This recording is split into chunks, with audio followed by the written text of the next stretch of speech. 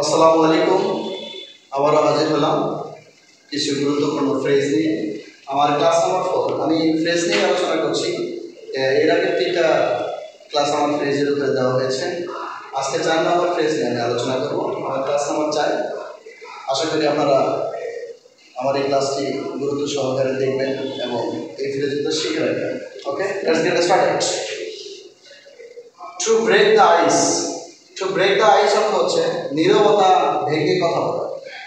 Two break the আইস, নীরবতা ভেঙে কথা বলা।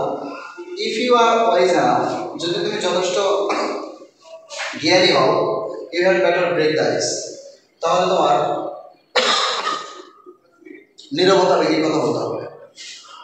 যদি তুমি জ্ঞানী হও তাহলে তোমার নীরবতা ভেঙে কথা বলতে হবে।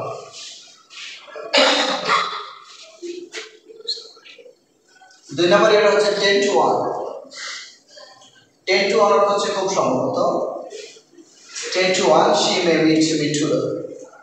10 to 1 she may meet me today, খুব সম্ভবত সে আমার সাথে আজকে দেখা করবে। To make clean breeze to। To make clean breeze to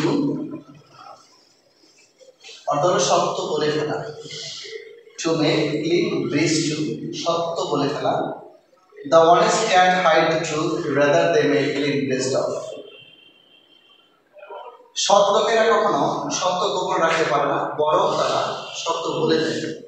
যারা সৎ তারা কখনো সত্যটা গোপন করে না, বরং তারা সত্যটা বলে দেয়। এই to make clean bridge two অর্থ হচ্ছে সত্য বলে ফেলা।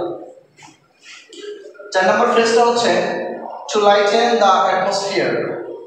উত্তেজনাকর পরিস্থিতি শান্ত করা। অনেক সময় দেখা যায় যে একটা উত্তেজনাকর পরিস্থিতি সৃষ্টি হয়ে গেছে, সেই অবস্থায় দেখা যায় অনেকে এগিয়ে যে বিষয়টাকে খুব শান্ত করে ফেলে, সেটাকে বলা হয় টু লাইটেন দ্য অ্যাটমসফিয়ার, উত্তেজনাকর পরিস্থিতি শান্ত করা। A true leader always tries two lighten the atmosphere. একজন সত্যিকারের নেতা সবসময় উত্তেজনাকর পরিস্থিতি শান্ত করে ফেলে। 5 নম্বর ফ্রেজ হচ্ছে man of light and leading. Man of light and leading অর্থ হচ্ছে খ্যাতিমান ও নেতৃত্বস্থানীয়। খ্যাতিমান ও নেতৃত্বস্থানীয়। Mister Kamal is a man of light and leading. Mister Kamal is a man of light and leading. জনাব কামাল হচ্ছেন একজন খ্যাতিমান এবং নেতৃত্বস্থানীয়। 6 নম্বর ফ্রেজটা হচ্ছে লাস্ট ফ্রেজ, যেটা টু ড্রাইভ হোম, জোর দিয়ে কথা বলা। টু ড্রাইভ হোম, জোর দিয়ে কথা বলা। When political leaders deliver speeches, যখন কোনো রাজনৈতিক নেতা